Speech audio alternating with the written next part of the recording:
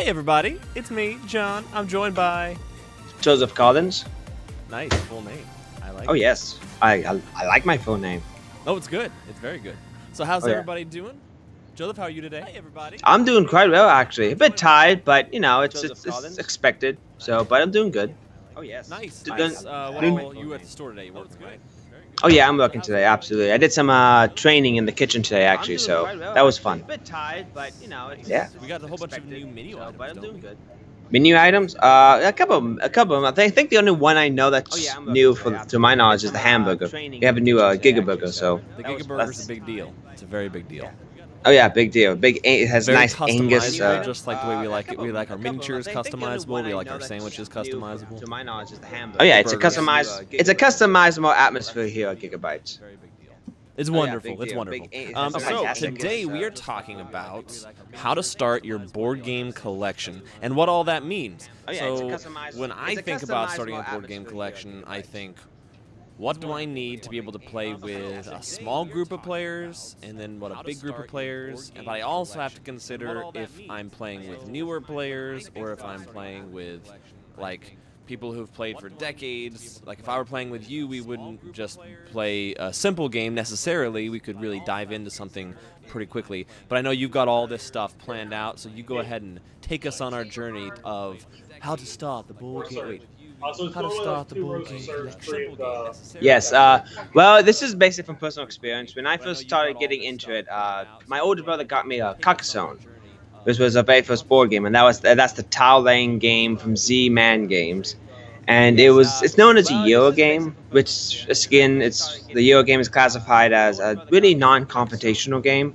You really players playing on the same board, but you're basically playing and you're racing to get the most points of the game.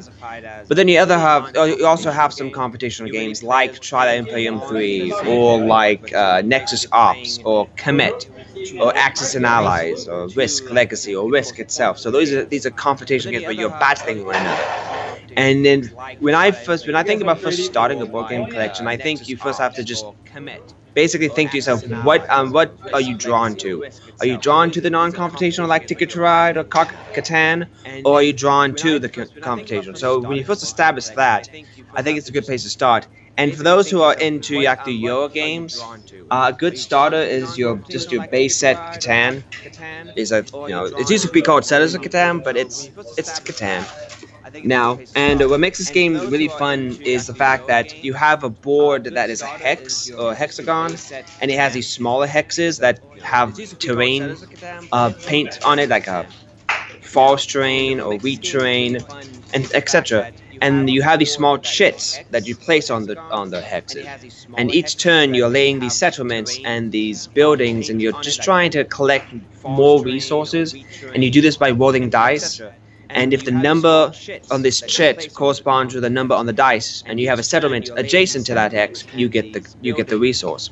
So it's a really good non-competitive game because you're not exactly playing against somebody, so you're not like hitting them hard, but you are playing with them and you are playing in the same space. So it's a good starter for that one.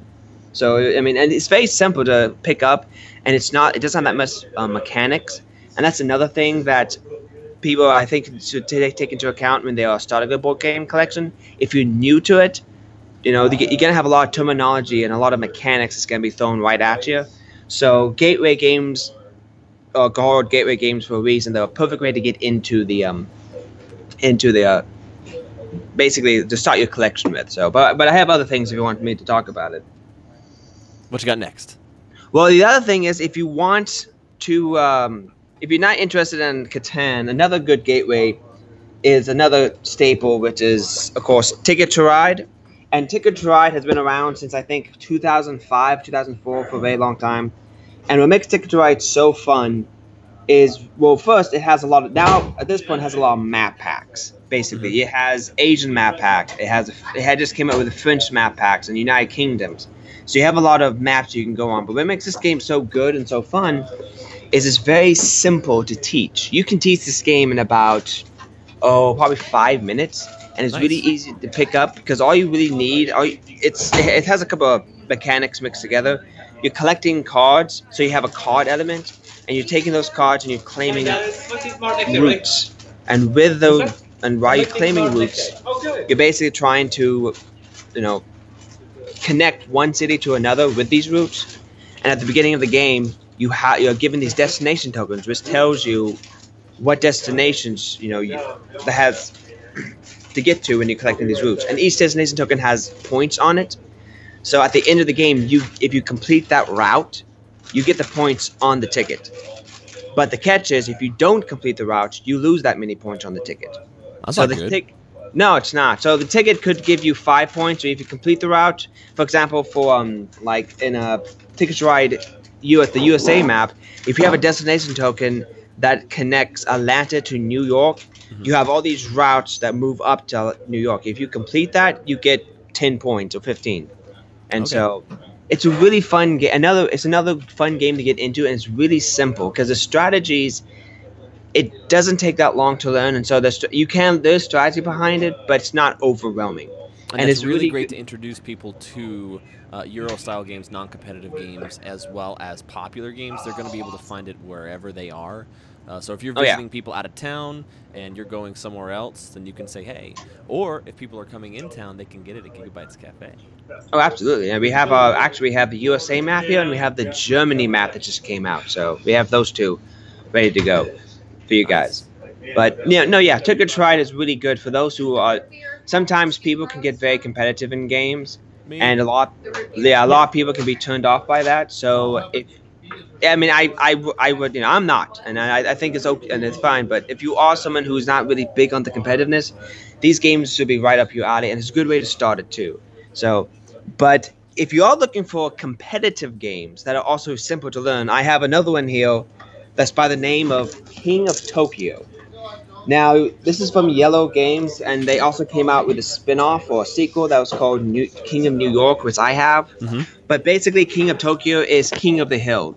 And it goes up to 6 players, and it's basically a Yahtzee-style game, a style mechanic, which means that it comes with 6 custom dice, and you're given this monster, and everybody plays a monster, and the objective is basically to either get the most fame points or defeat the other monsters and be the last one standing.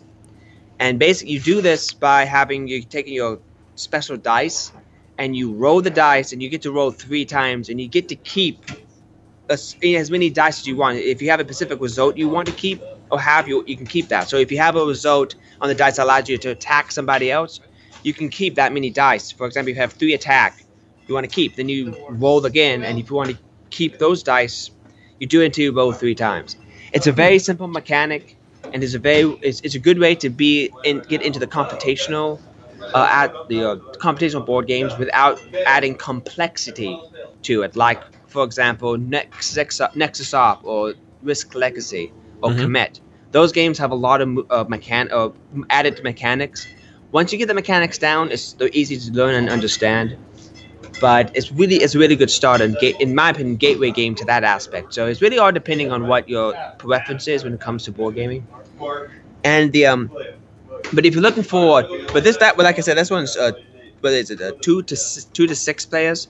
But if you just have you and somebody else, you and your friend or wife or whoever it may be, the other game here is a nice little pocket game that's only about retails for $15. And this is one of my personal favorite games, and it's called Star Realms. And it's basically, if you ever heard of Magic the Gathering. Magic the Gathering is a very popular game. Matter of fact, we have an entire room dedicated to that. So if you're interested, you can come on down and check out what we have to offer. It's great. But Star Realms is known as the deck builder game. And if you played Magic the Gathering, what you do is you start with a starter deck, and you get to buy these booster packs, and you get to take the cards from the booster packs and build your own personal deck from those booster packs. A lot of people, it's fun. A lot of people are still into it. But if you're interested in something that's, if they want something else other than that, you can go with this. This is known as a deck builder game. And what that means is that in the beginning of the game, you're giving like about 10 cards to start your hand. And on those 10 cards, 8 of them is what's a currency or gold or money. Okay. And what you do is you have a tableau of cards or a deck of cards, and you have what's known as the trade row, where you buy those cards, and both players have access to this trade row. So as the game goes along, you get to collect higher power cards when you want them. So as the game goes along, you are building your deck, hence the name deck builder. And some cards actually allow you to attack your opponent, which is known as combat, which is basically that's signified by like a target and a red target. But you get to attack your opponent, and the objective is to hit your opponent 50 times. Each player starts with 50 authority or 50 health, and you gotta get that down to 0. Nice. Just like Magic the Gathering, but with a deck builder element to it. And this one right here, this is the starter pack, and it goes up to 2 players. But what makes this game so good and so fun for me is that you can buy another pack. We have a second pack here, which is Star Wars Colonial Wars, and you can take this and play with 4 players instead of 2. So it's a really good starter for that. Nice. And if you said pocket game. What's a pocket game for people who are interested in that? Well, a pocket game is just another word for something small and portable. Okay. So as you can see, this game, this is the deck. This is it. This is the entire game right here. So you can take this anywhere you want. So if you want to take it to a convention or a hotel room or on a trip to out of state or upstate, whatever you may be. On an airplane. On an airplane, yeah, exactly. So you can take that right there, and that's the entire game. And they also, the same company, White Wizard Games. If sci-fi is a sci-fi theme, if sci-fi theme is not your thing and fantasy is, they actually came out with a fantasy version of it, which is called Hero Realms. And this one has the exact same mechanics as Star Realms, so if you know one, you can play the other. And now this thing has some other added things to it, but it also is that fantasy aspect to it. And the beauty of this is that it comes with enough to play 4 players right out of the box. Ooh, okay. So you can the cool thing about Hero Realms is you have different classes to start off with, right? Oh yeah, you can have these packs. We have these packs actually. This is known as the Hero Realms character pack. We have 5 of them. This is the fighter. You have the thief. You have the cleric. You have the ranger, and you have the wizard. Nice. So I mean, those are your computational games if you want to start that way, if you're really into that. And so, but the biggest lesson I've learned when it comes to collecting and having my collection is diversifying your board game collection.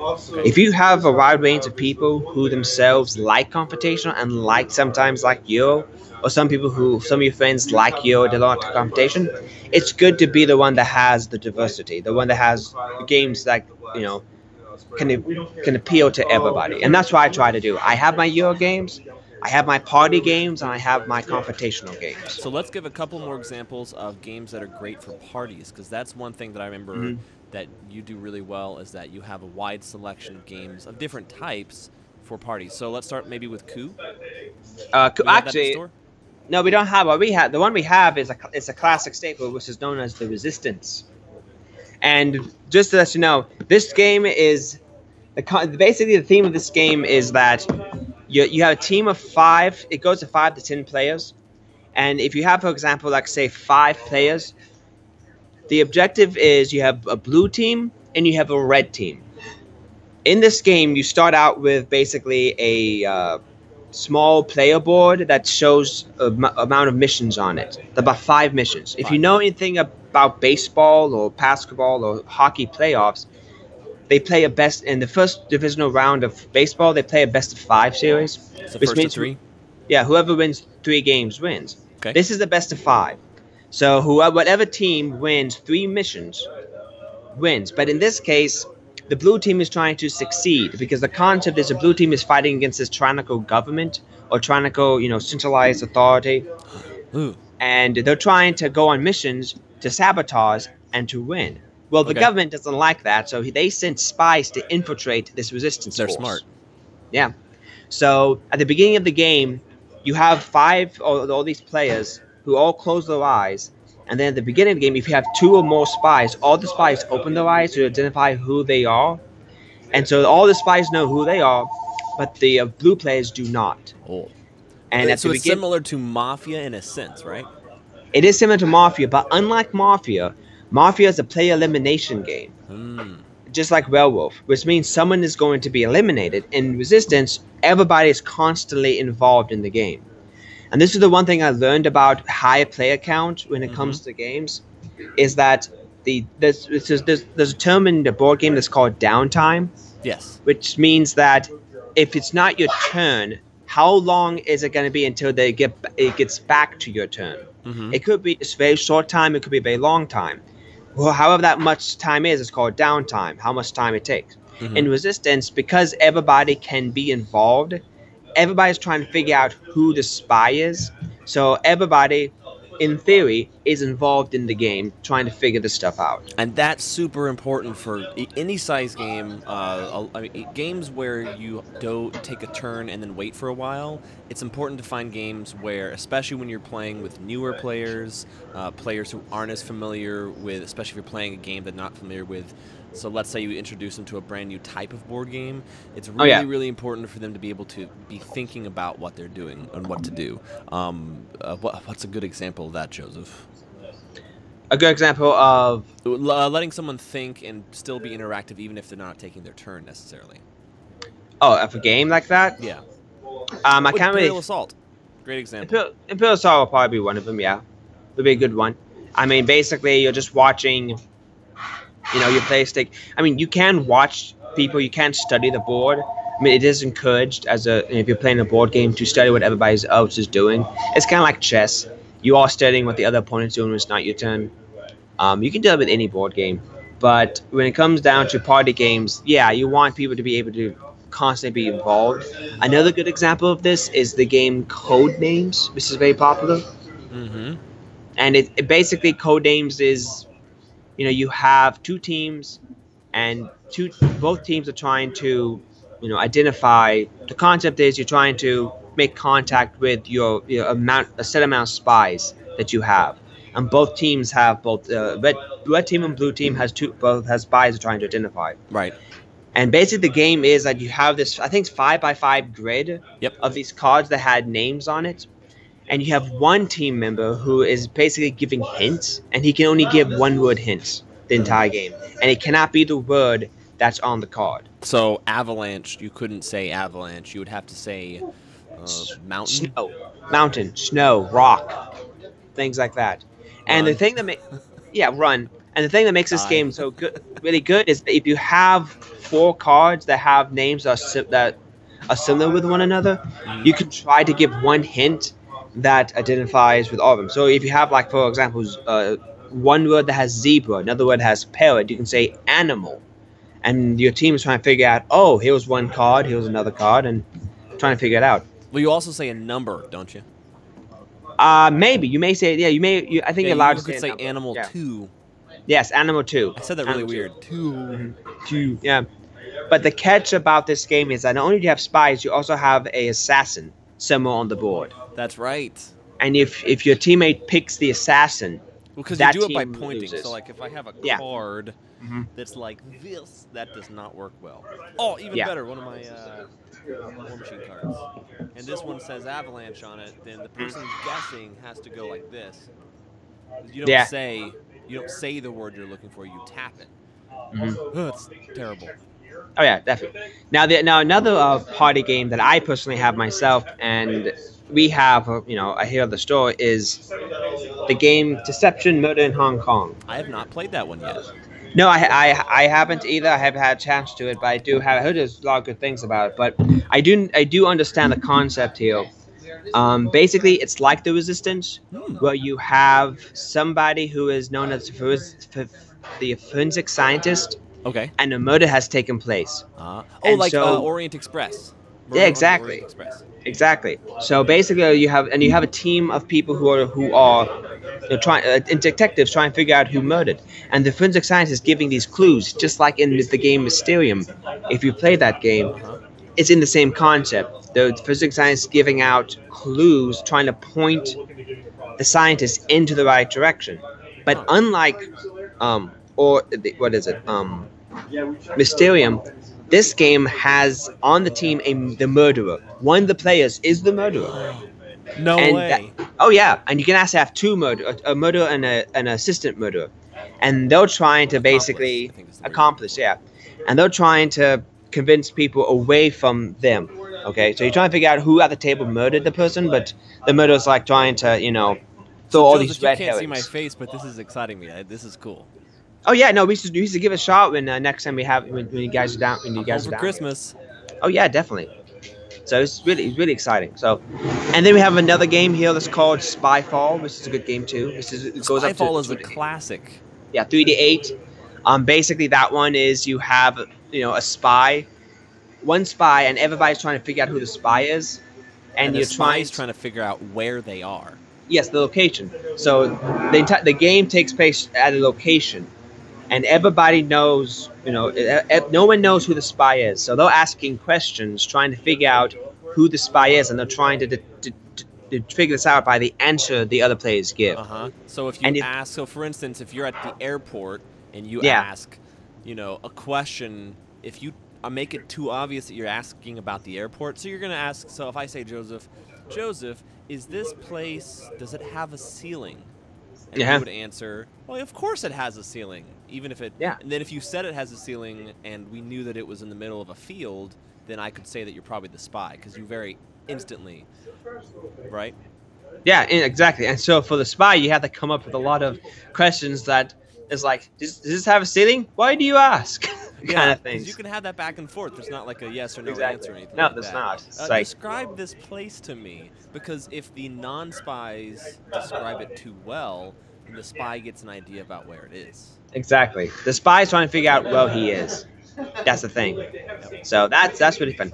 So to start your game collection, if you're new to the board game community or board game world together, start with a gateway game. They are Catan, Ticket to Ride, King of New York or King of Tokyo is another good one. It's very simple to learn. Carcassonne is another good one.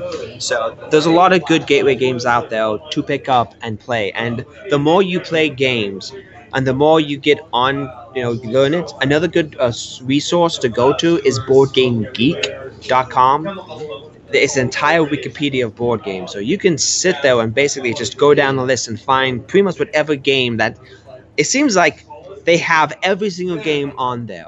Now, of course, that's just pretty much. So if you want to learn anything about Catan, go to BoardGameGeek.com, type in Catan, and it has an entire list of everything that has been released from them. All the expansions, all the base games. And you can go Ticket to Ride or King of Tokyo. I just got one of my wife's brothers, Betrayal on House on the Haunted Hill. I cannot do the name of it to save my life. I can't. The House on the Haunted Hill?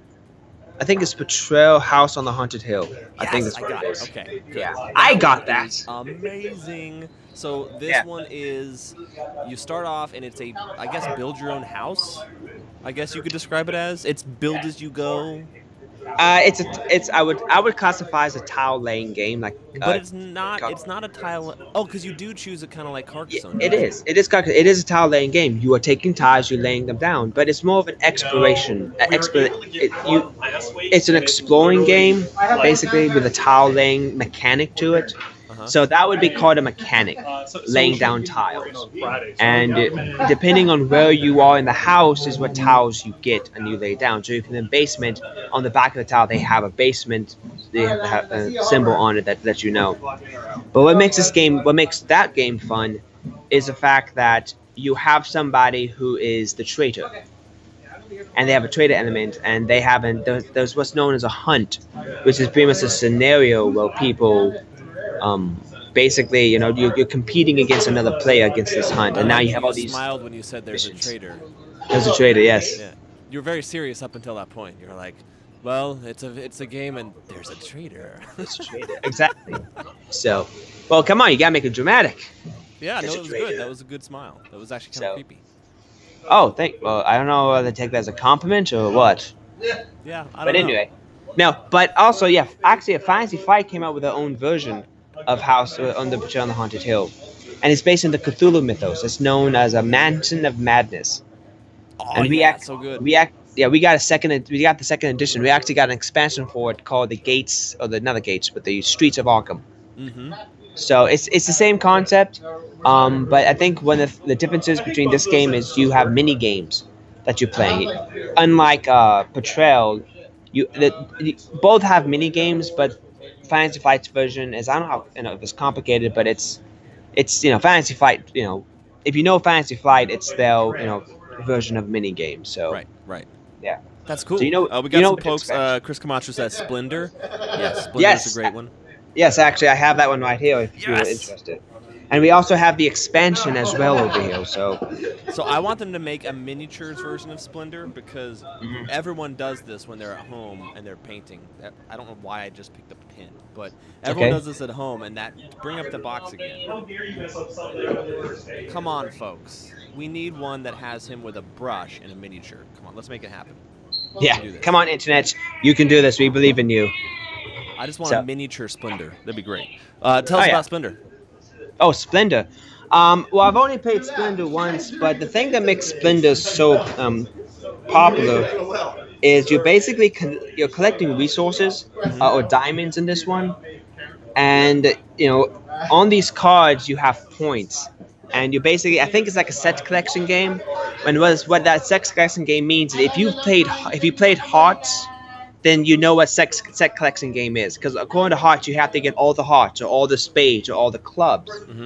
This is the same thing here. You have to get, like, for example, a specific amount of red diamonds or blue diamond cards or black diamond cards. And you use that to buy different cards and so forth. I think I'm explaining this right. Yeah, sounds right. Like I said, I've only played it once. But what makes this one of the things that makes this game so appealing is basically the components. They're very high quality. They have these chips, these like poker chips that have pictures of diamonds on them. Really solid, really good. We gotta do it with miniatures, man. This would be great. Oh yeah, I think You collect all the 40K miniatures. Exactly. You collect all the War Machine miniatures. Yes. You get the Reaper Bones miniatures. They're worth nothing.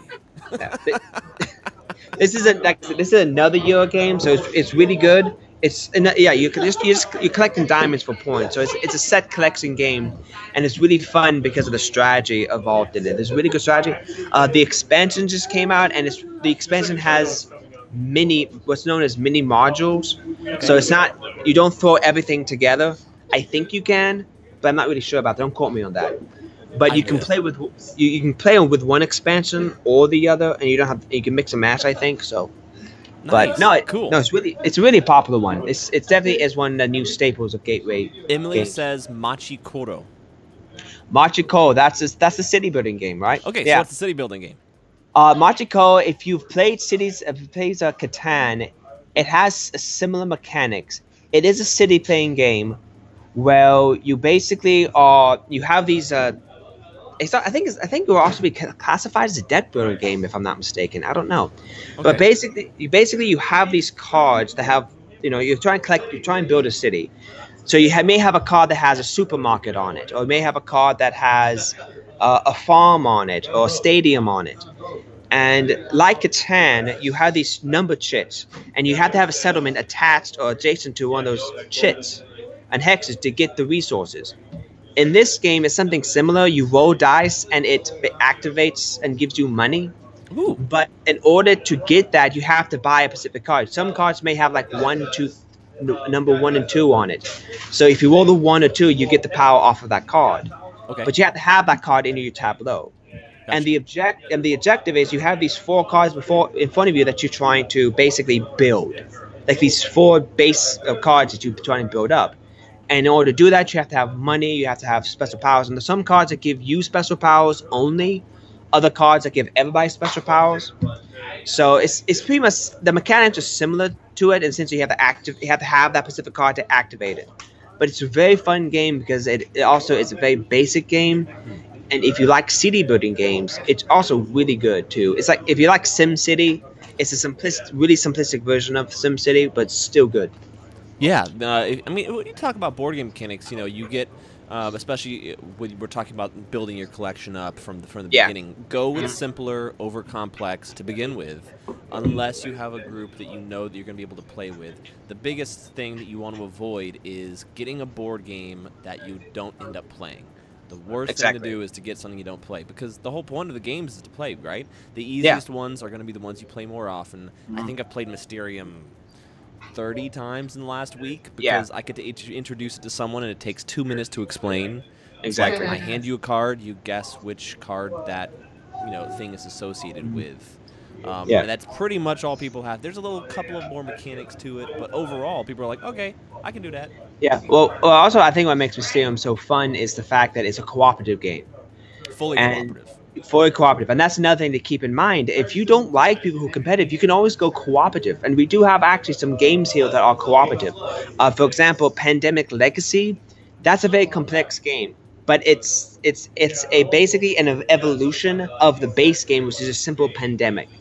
And the concept of Pandemic is basically you and 3 other players are basically just going around the world trying to kill the world of these diseases. And you get the name, by the way. Oh well, if you want to, yeah, no problem. No, you do want to. Yeah, you can come up with your own names. It's really fun. Well, but what was one of mine? The Burns. No, it was something about No, we won't mention it on stream. Nope, we won't mention it on stream. No, but no.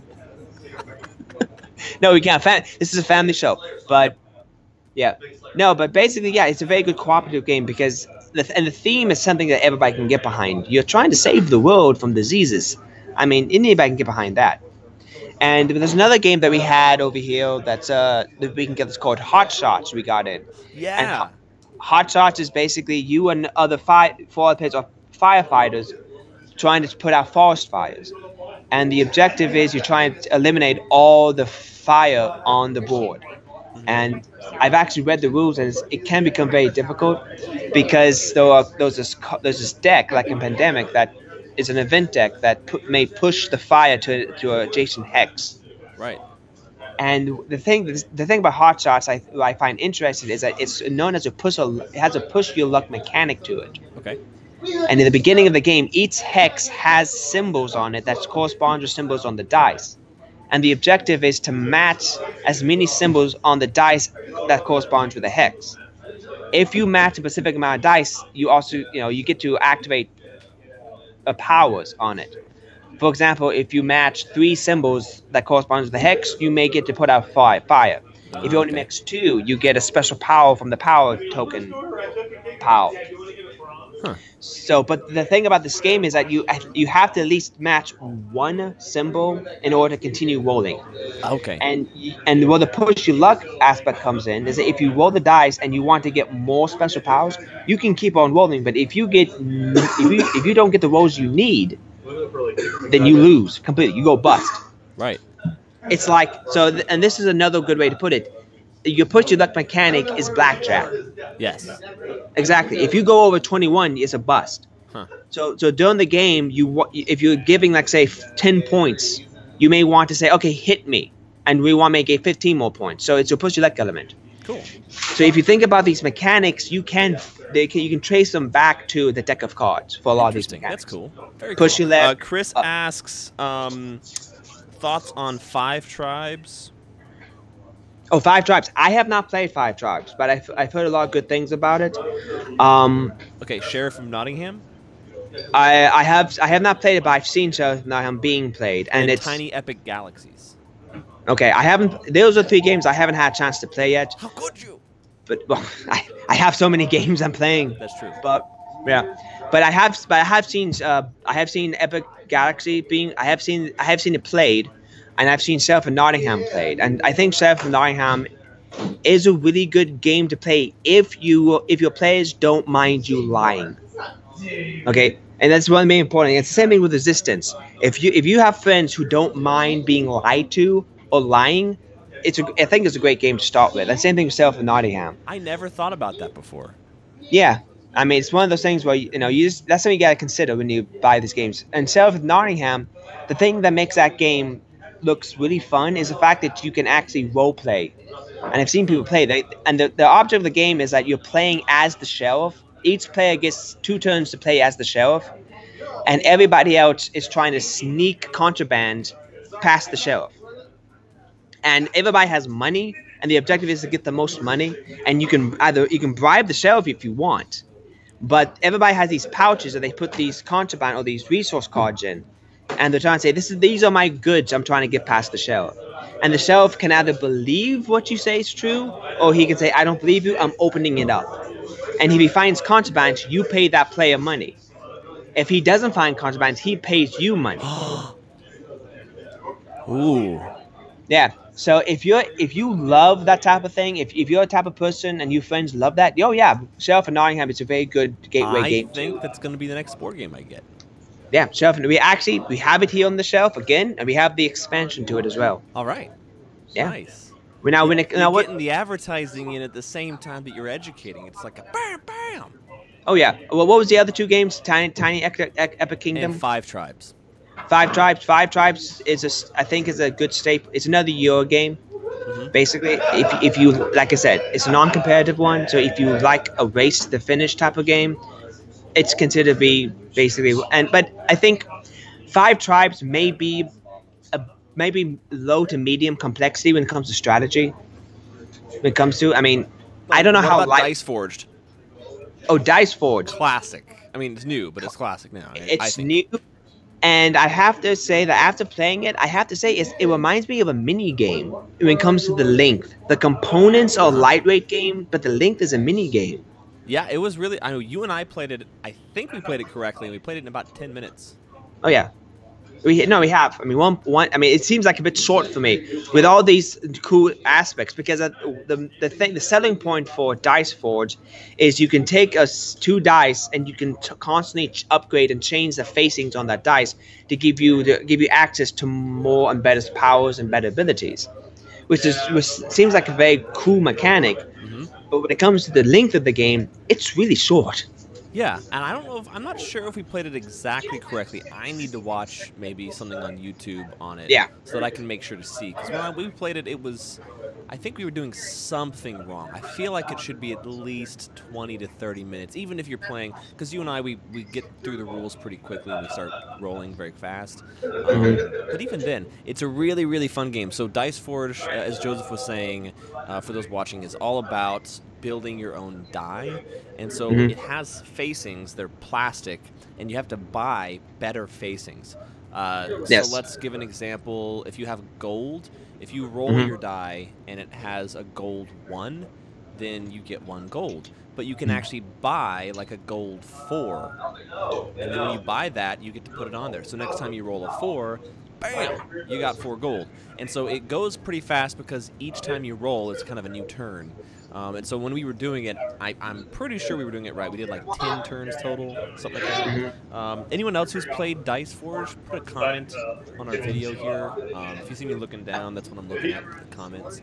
But if anyone else has played Dice Forge, it's really, really fun because it's fast-paced. It's also another of the non-direct competitive. Like, I'm not supposed to knock you out.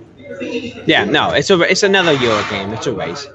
Euro games are classified as games that can be played within 45 to an hour. They usually come with wooden pieces, but sometimes they have plastic. And they're supposed to be non-competitive in the sense that you don't compete. And I think one of the reasons why that is because there's some laws in Europe that says you can't have weapons on cards. That's right. When it comes to board games, so the board game companies and the designers had to find a way around that. So that's where the Euro game came out. Because of America, we have what's known as American thrash games, or also known as American trash games, that are games like Forbidden Stars, your Warhammers, Forbidden Stars, and your what's another good example? Nexus Ops or Twilight Imperium 4. These games allow you to actually attack one another and have weapons on them. So, like I said, there's a board game for anybody out there, and it's just a diverse field that whatever theme you're interested in, those games for that. Whatever type you like, the games for that. So it just depends on what you're into. And the thing about all these mechanics and all these things, don't get too overwhelmed by it, because the more games you play, the more Euro games you play, or the more other games, you get used to these mechanics to the point where if you're introduced to a new game and you hear a mechanic that sounds similar, you can trace it back to, oh, it's like this game over here that I play. Nice. Yeah. So true. yeah, just take it easy and just start small, and it's easy to get into if you know where to go. And my advice basically is buy games that you're interested in, because there's a lot of games out there that are very popular, but you may not yourself like. So just aim for stuff that you and your friends like, and you don't have to buy it because everybody's buying it. You can if you want, that's great, But just keep that in mind. You may not like what everybody else likes. So just, try things out, and just once you find what you want, you can go for that. Because the last couple of board game purchases I've made, I've tried to aim for high player count. So I have like all these party games.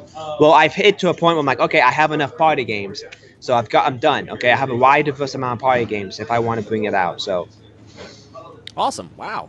Very informative. Okay. Joseph, you're awesome. Thank you so much. Everybody, come by Gigabytes Cafe if you're in Atlanta. If you're not in Atlanta, I guess you can't really come unless you come to vacation in Atlanta, which you should do if you're from out of town. And then come by the store, pick out a board game, ask any of our staff members to help you picking things out. We're all about that. We're all about helping you. Yeah. As you can see in this video, we wouldn't be here if we didn't want to help the community out. Exactly. Yeah. One more thing. Get a fun game, play at the store, invite your friends to the store, and then they can also see games as well. So that's actually one way that I help my family get into it as well, is that with my wife, I took her to a game store and just started showing her what different things were. Once she started playing a couple of games, I could say, here, let's look at this game that's very similar to Ticket to Ride. You see, and now she enjoys that one. Yeah. So thanks, everybody, for joining us. I'm John. And I'm Joseph. And we will see y'all next time. All right, see ya.